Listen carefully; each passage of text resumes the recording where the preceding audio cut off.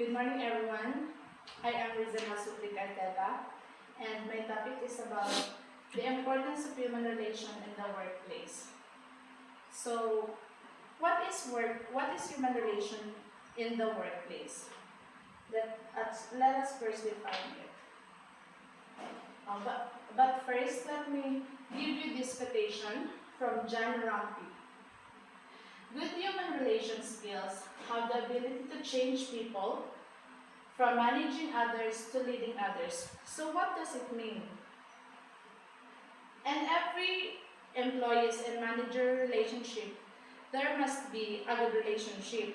So these good human relation skills help people move from just managing tasks to truly leading others by inspiring and connecting with them. So yung magandang pakikitungo ng isang empleyado ay paraan upang maging organisado ang isa't isa at kung paano sila nakikipag-ugnayan at kung paano nila nilulutas ang mga problema. So what is human relation in the workplace? Human relations is the way an organization's employees and leaders feel about each other, interact, and solve problems. So sa madaling sabi, ang human relationship ay yung pakikitungo ng isa't isa sa isang workplace, sa isang pinagtatrabahuhan. Kung sila ba ay may magandang pakikitungo sa isa't isa, at kung paano nila nare-resolve yung minsan hindi pagkakaunawaan. So, it also refers to how conflict or complications arise between team members and how they find a resolution. So, hindi naman talaga may iwasan sa isang pinagtatrabahuhan. Gaya dito sa atin na bilang mga teachers, we have school heads na minsan. At minsan,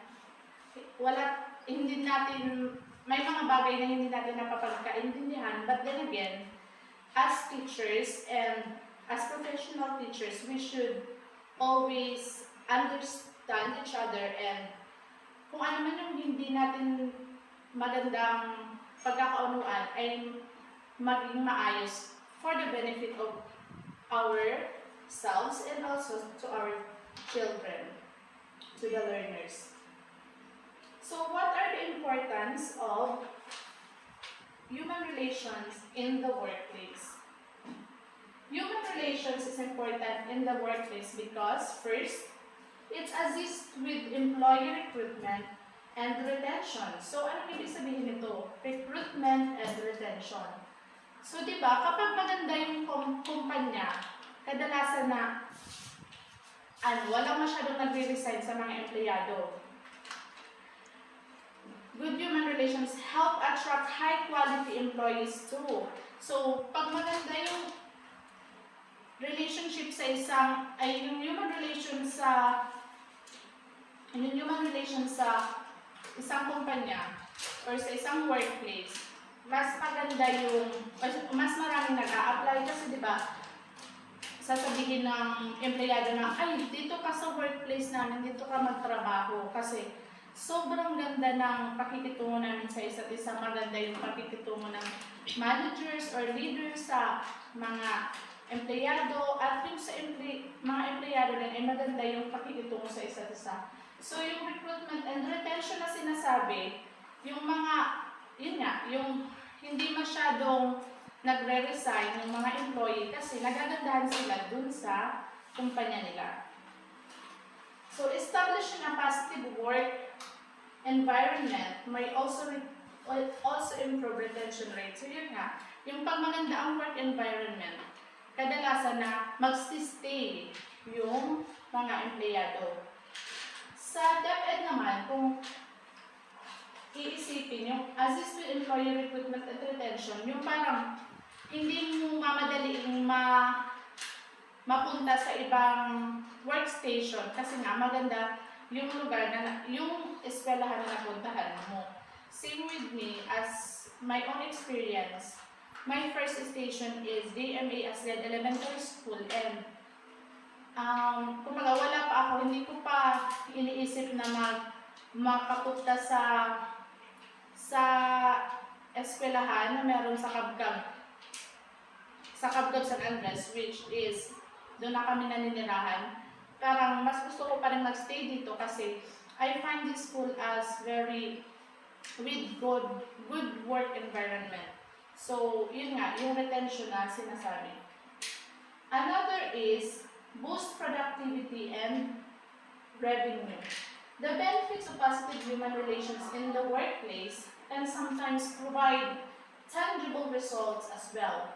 For example, when effective human relations improves employee recruitment and retention, it can reduce the cost associated with onboarding new hires. So, yung magandang human relation sa isang workplace, boost productivity and revenue. Siyempre, pag inspired ka mag-work, kasi maganda yung workplace mo, mas maganda rin yung kakalabasan ng mga ginagawa mo, ng trabaho mo, yung productivity mo. Good human relations boost productivity, yun nga. Ang magandang pakikitungo sa tao ay nagpapataas ng produktibidad at kita sa pamamagitan ng paglikha ng positibong kapaligiran sa trabaho kung saan ang mga empleyado ay motivated, nakikibahagi at nasisiyahan. Yun nga, yung sinasabi ko na pag-inspired magtrabaho yung isang empleyado, mas maganda yung quality ng kanyang trabaho. Sa bilang teacher, ang example nito ay yung pag maganda yung work environment mo, mas eager kang mag-leksyon, mas magiging magayon so everyday routine mo as a teacher kasi wala kang kasamaang loob sa loob ng paaralan. Number 3 is promotes innovation and creativity. Employees who enjoy positive workplace relationship and practice open communication and trust with their teammates may be more willing to take creative risks and innovate. So when we say that something promotes innovation and creativity, it means that encourages and supports the development of new ideas and inventive solutions. So, pag maganda yung human relation sa isang workplace, kumbaga, mas may naiisip kang mga bagay na ikakaunlad ng yung kumpanya or ng pinagtatrabahuhan mo. Mas nakakaisip ka, mas nagiging creative ka. Same as being a teacher, pag inspired ka magtrabaho, pag maganda yung pakikitungo ng school head mo, excuse, at co-teachers mo sa'yo, kumbaga, mas magayon yan. So, everyday interaction with the class and as well as the co-teachers and co-employees mo. So, sa pagiging creative, syempre pag inspired ka as a teacher, ay daw ngayon kaya ang pa-activity ko muna sa mga ate ko na talagang magiging kumbaga makikooperate sa topic mo and kumbaga matututo sila ng maigi. So ayun, yung human relationship daw can promote innovation and creativity. So here's how this works, yung promotes innovation. First, encouraging new ideas. An environment that promotes innovation excuse, and creativity is one where individuals feel free to share their thoughts and experiment with new concepts without fear of criticism. This openness leads to a flow of fresh ideas. Yun nga. Pag magayon sa pakikitungo nyo sa lambang saro, halimbawa may meeting, syempre, eager ka mag-share ng mga knowledge mo sa co-teachers mo, sa school heads mo. Tapano, okay, so relationship nyo. You have a harmonious relationship within the school environment or the workplace. Another is supporting risk-taking. Such an environment encourages people to take calculated risks and try new approaches. So, yun nga. Pag magayon yung human relations in your workplace, kumbaga mas inspired ka na itry ang mga bagay na dati day mo try na itry ko daw ini itry ko daw ini ang pagibuhon sa mga aki. The feeling ko mas makanood sila ito. So, lastly, na importance of human relation in the workplace is teamwork and collaboration.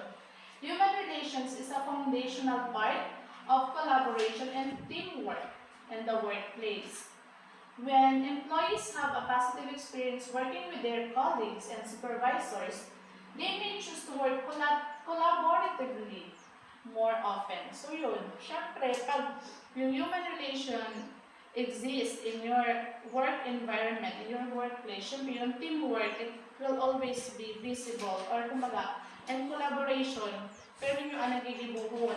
Lalo na pag may mga activities na which foster the learnings of the kids. Siyempre, halimbawa, ngunyan, na upcoming, we celebrated buwan ng wika, may mga activities baga in school, and siyempre, pag okay yung relationship mo, nyo as teacher sa sarong sa sarong eskwelahan, siyempre, makaisip ka muna ng mga activities para duman sa buwan ng wika na ay dapat may araw kaini may araw kaini, let's create pista sa nayon, yan mas magayon ang experience ng mga aki. Pero kung halimbawa sa some workplace, igwa ning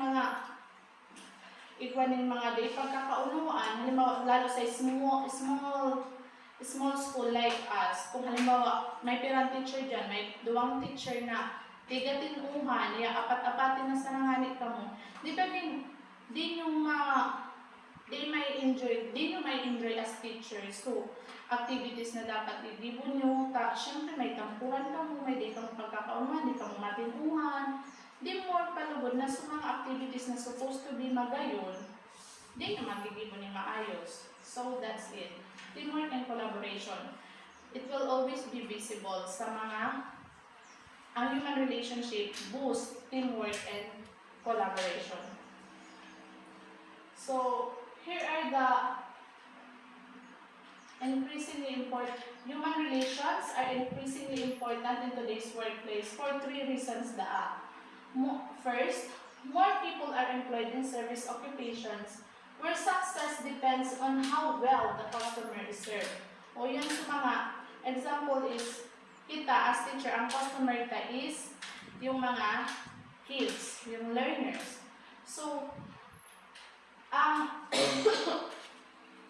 success mahihiling kung paano nita biga nasaserbahan ni maayos yung mga customer ta. Sa part nga ni as a teacher, mga learners ta ang sa tong customer. So, kung maayos kung nakanood sa tuya ang mga aki, di syempre, ang ibig sabihin, ang workplace na ini or ang lugar na ini pinagtatrabahuan ay successful. Writing and Liberation Management, Tom Peters states that all business decisions hinge ultimately on conversations and relationships. All business dealings are personal dealings in the end. So yun nga. Diyan ang ibig sabihin yung business decisions, it always end up na nagiging personal dealings na sana tapanong istoryahan ka mo.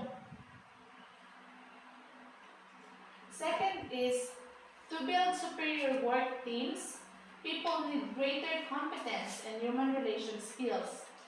In the 1980s, the National Science Foundation reported that Japanese companies of the period were more productive than American companies primarily because of collaborative work relationship. So, ang example uya, sa build superior work teams, people with greater competence in human relation skills ay yung Japanese companies na within the period of 1980s were more productive than the American. Bakit kaya? Sabi daw dito, because of collaborative work relationship. So, sinasabi dito na yung mga Japanese, time na 1980s, they work collaboratively and it ends up or it resulted in productivity. So, yung collaborative work talaga is very important in a working environment. Kasi sabi ko nga, pag nagtutulungan kayo, mas magiging magaan yung gagawin nyo, mas magiging madali. And of course, Pag magayon man ang relationship nyo sa lambang saro, mas inspired ka mo magtrabaho. You'll not be able to get mad or minsan baga, pag bad trip ka, pag may di ka katinuhan sa school, bad trip ka na, the whole day ka, mahiling.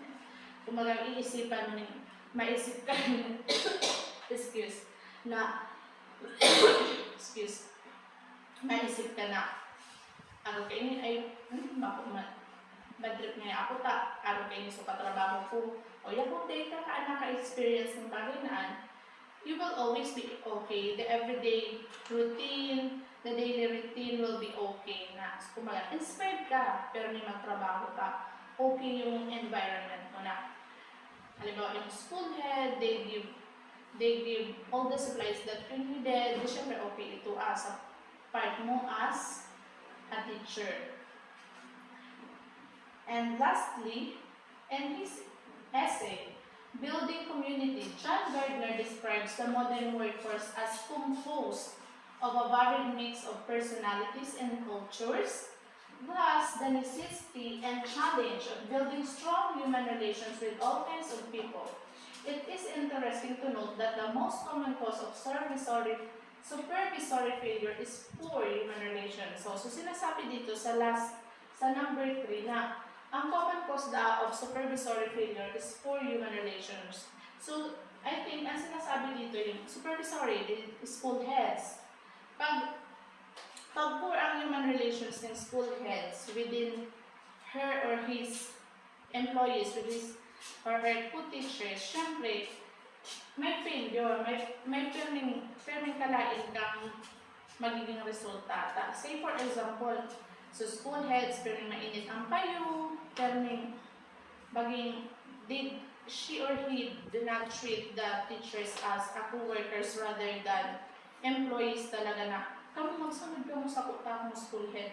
Baging it's not okay, but siguro po, pero kung ang school heads, kumaga, she or he treat the teachers well, araw ka sa mo yung school heads na perming okay lang yung pagkikitungo sa mo, gihapot kami kung what do we need in our everyday teaching. Siyempre, mas nagiging okay yung resulta man kan sa imong pagtuturo sa mga aki because you have the school heads to guide you and to support you in everyday struggles.